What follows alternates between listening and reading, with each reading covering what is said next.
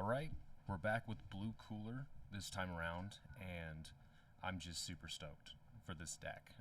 Not because it's, I think, going to be the strongest, not because I think it's meta warping or anything like that. I just think it's a ton of fun. I love Cooler as a character. It's a blue aggro deck. I'm not a blue player. It's almost like the one color I've almost never played. But when there's a blue aggro deck, I just love the combo of, like, you know, blue's defenses with, you know, what an aggro deck wants to do. I think it's so interesting. So this is Blue Cooler. Here up front you can see the SLR. This is the SPR for the Time to Die extra card. That is kind of like the linchpin of the deck, helps you awaken, stuff like that. But we're going to go ahead and get into it without going too far. So Blue Cooler overview. Like I said, it is an aggressive deck that free plays your Cooler's Armored Squadron cards from your energy while also protecting them via callback effects. And we'll get into that with the leader, and that effect is also on some of the other battle and extra cards. For a deck that doesn't draw, this does not draw on the backside, by the way, your hand size remains surprisingly higher than expected, again, without an inherent draw on the leader.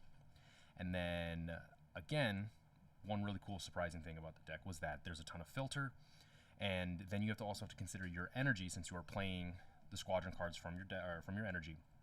That is an extension of your hand as well. So you have a pretty decent sized hand, and then for every card playable, every squadron card playable from your energy that you keep charging turn after turn, again, adds to your hand. And that's kind of the way you got to think about this.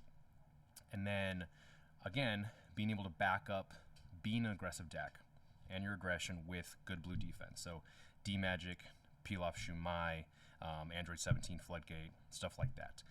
Blue's still waiting on an extra card Floodgate, so if we ever get that, this deck becomes even better. All of blue becomes even better. But until then, we make do with what we can, and so far what we have so far is still pretty good.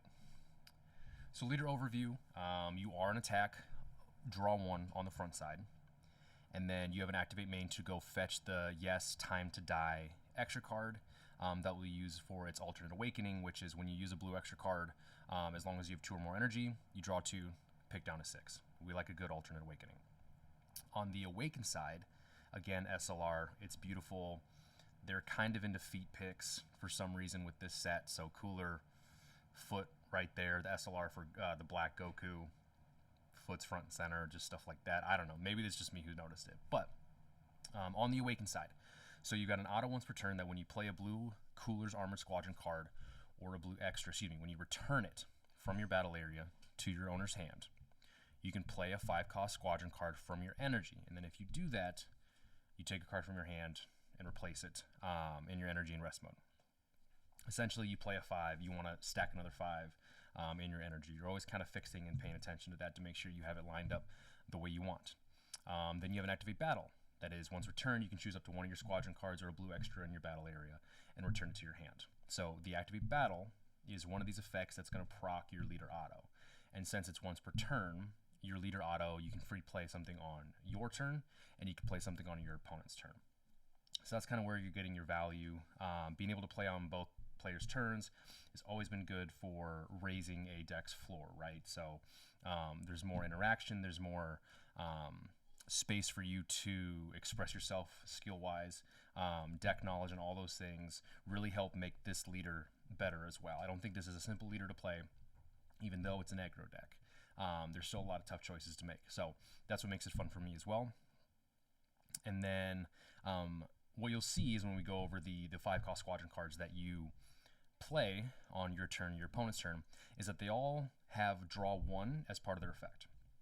So when you're able to play it from your energy and then draw off that card, that is an actual +1. So that's why you consider this leader to be a draw 1 on both sides, because that's what those cards allow you to do. If this card drew on swing, on top of doing all that stuff, you would have an insane hand. And until you play it, you don't really see it in your head as well, but play it, you'll see just how well of a hand you do keep. So these are the little squadron guys. We start with Nays here, far left. He's your top 5 searcher. You go get a blue cooler, a blue squadron card, or a blue extra. So you search basically everything in your deck. And then you only grab blue extras with a cost of 0 as well. So you're not going to go grab D-Magic or anything like that, unfortunately. Dore is your draw 1, and then Salza is a searcher, same top 5, all the same as Nays, but you do get to use them as a negate if you want, as a hard negate. You negate and play it. Unfortunately, his search is tied to being your turn only, so you cannot play it defensively and search. That'd be crazy because, again, you can also recur it since it's a Squadron card.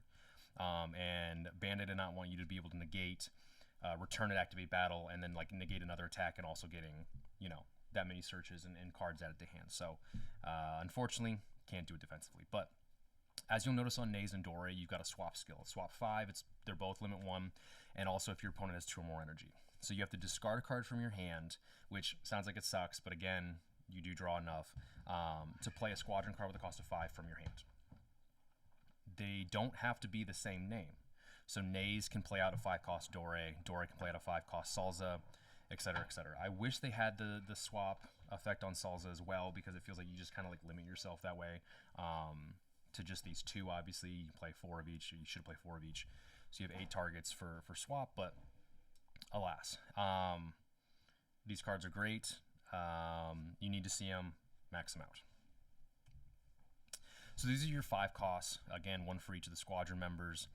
Salza is sweet. It is an inherent dual attack 15k.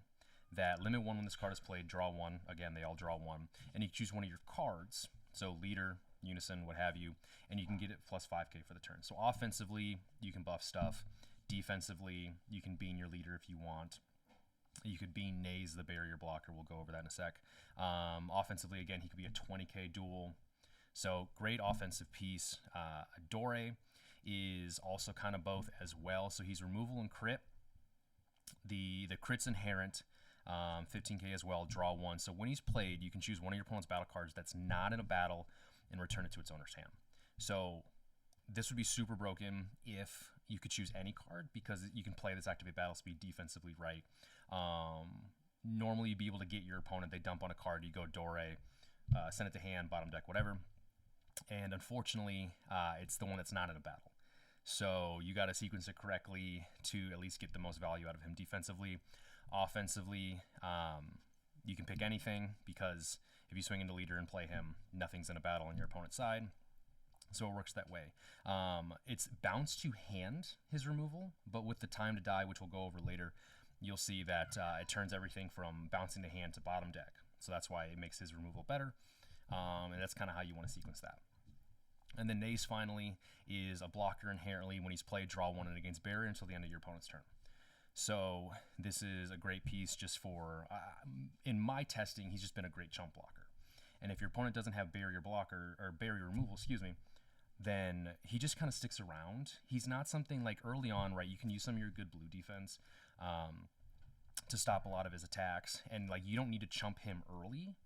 But if you end up playing him early and you don't need to block, like leaving him there is kind of just okay, and then like you eventually play a second one as well. And these guys can kind of stack up because you're playing again 1 on your turn for free, plus actually paying for the swap and stuff like that. So you're playing a bunch of these guys, and these little barrier blockers can stack up if you don't actually need them. So I've liked him a lot.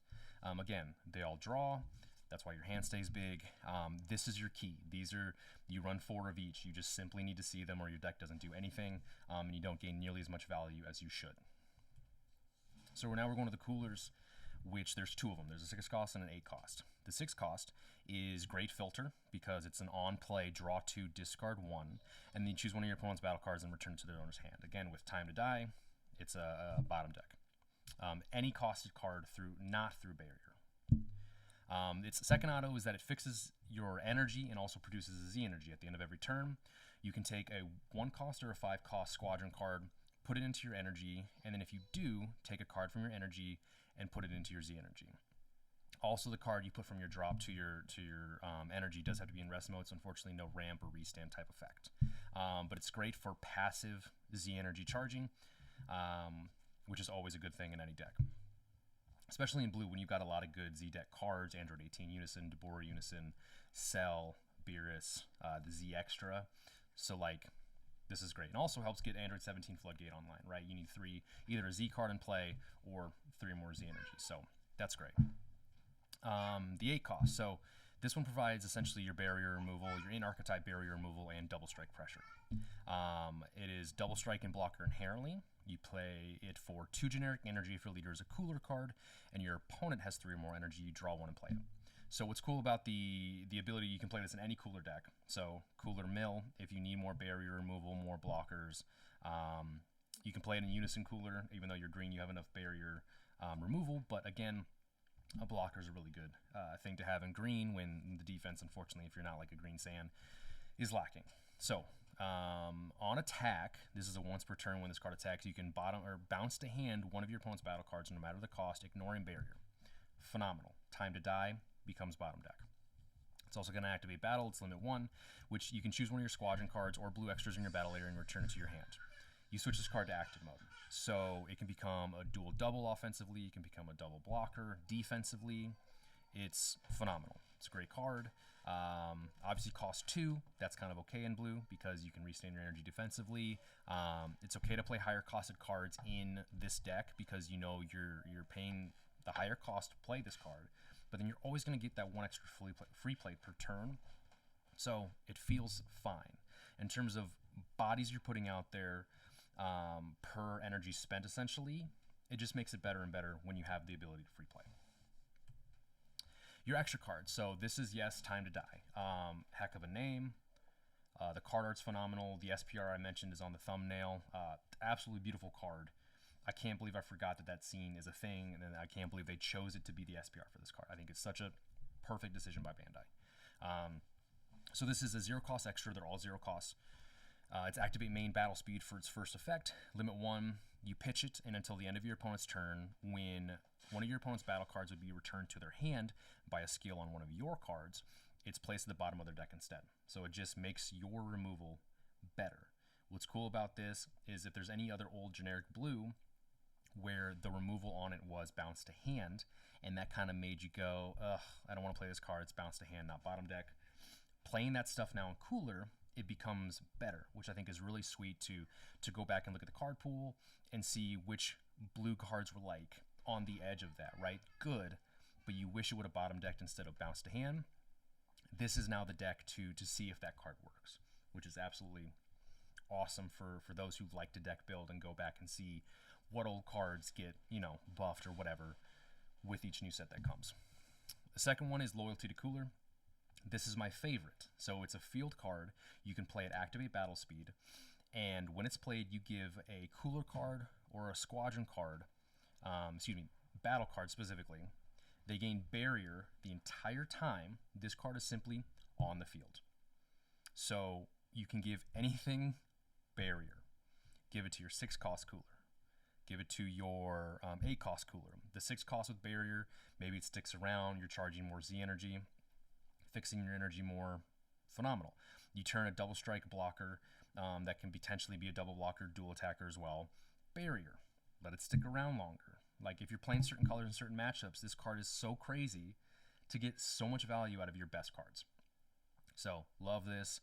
There's also the shenanigans again, because this is not limit 1 or once per turn to play it, and it's activate battle speed. You are picking up, putting down things in specific sequences where you can like maximize getting around your opponent's removal or effects or whatever. I think this is such a big brain deck at its peak that that's just what makes it so exciting for me, and what I think makes it an exciting deck for everybody else. So the third one here is Fearsome Conquest. This is my least favorite. I think it has a place, and unfortunately, I think this is the one you maybe only play 1 or 2 of, maybe even side into specific matchups. But it's the same thing, field card, play to activate battle speed.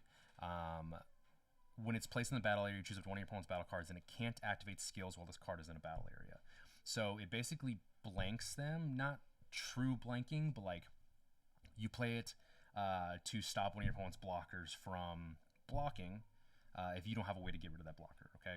And then you can use it to stop your opponent's cards from having like on attack autos. So on attack, remove something. If they don't have barrier, this card hits it, they can no longer get that on attack auto. So like there's some cool things. If you're good with deck knowledge and card pool knowledge, this card becomes a lot better. I'm working on that. I want to get the most out of this card if it ends up being really good in certain situations, especially in meta and competition. So we're all going to get better at it.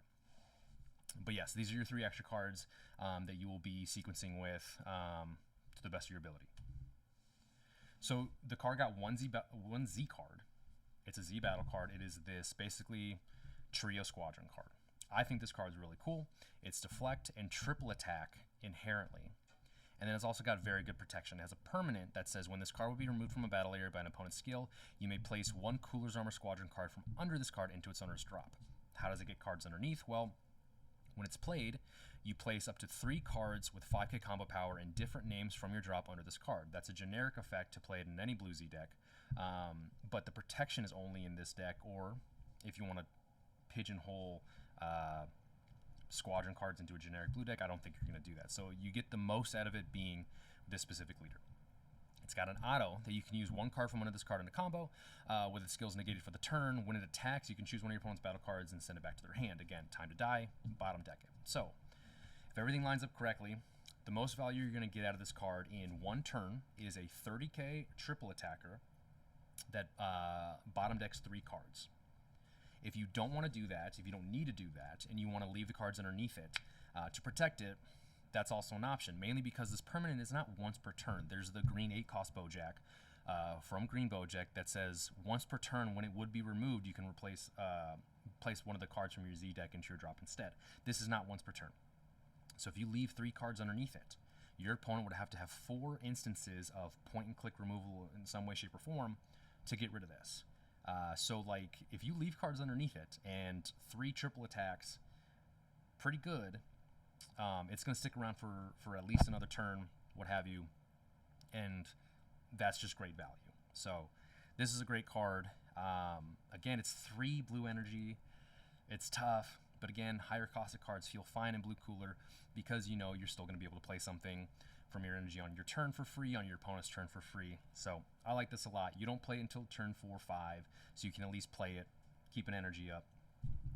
You can tap out with it on turn 3, I guess, if you have a D-Magic and all that stuff set up, but I don't know if you'd want to do that.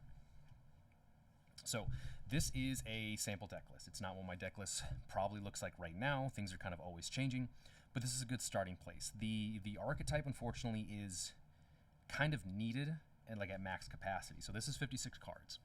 You're doing 4 of the Dore, 4 of the Nays 1, and 2 of the Salsa counter. You just want to maximize your turn 1 play, so you run 2, 3 of the Salsa, maybe even 4 if you truly want to maximize the consistency there. It's just, I don't find myself playing him all that often, literally, offensively or defensively. He's just a name for searching capabilities. You're running 4 over the peel-off trio because obviously it's such a good card, helps you deal with barrier, indestructible, rip double strike, triple strike, and things off of cards, crit, what have you. Obviously a very good card, can disrupt combos as well. You are playing 3 of the Android 17 Floodgate. I find this deck isn't, you don't necessarily need full hard Floodgates. You don't often need his Floodgate live either. Sometimes you just need a well-timed singular hard negate to stop a big double or an attack that you simply can't combo out easily. So just 3 of him, depending on testing and the meta looks like maybe you up him to 4 because you simply do need Floodgates. But as of right now, I'm just running with 3 to kind of see how much space I can get away with. 4 of each, the Salsa 5, Nays 5, and Dore 5. You need to see them or else your deck simply isn't doing anything. Run them all at max. For the cooler, you can play it very early. The filter's great. Start charging Z energy faster. Removal, phenomenal card. You need to see it. Then I'm running 2 of the Frieza. So you can run this. It's a generic 1 cost in a yellow or a Frieza clan leader. Your cooler, this is a Frieza clan card. This card is awesome because it is a essentially 25 dual. Kill something in rest mode as long as it's a sand, right? This is our racist Frieza. This card rocks. It feels so good in this deck because if you don't have time to die and you want to remove something that's not giving it back to their hand, this is an awesome card. You know, him being a pseudo dual attacker combined with Salsa being a dual attacker, potentially combined with the bigger cooler card that can attack twice if you do sequence it correctly. Like you have turns where you can pressure a lot, and him being a 25 twice is just too good to pass up. And he also draws on play, so why the heck not? Racist Frieza should go in almost any deck that can play it because of simply how good it is. I am running 2 of the Broly BRSR from a handful of sets ago because it's double strike pressure, it's removal without having to attack. This is the point and click removal. And again, sidebar, when I say point and click, it is basically on play removal that you don't need to do anything else with. It's like when something's played, you immediately point at something and remove it. On attack, removal is not point and click to me because if your opponent somehow stops you from attacking, you're not able to get it. So it's just the best form of removal. Point at something, click, remove it, it's gone. So that's what Broly is.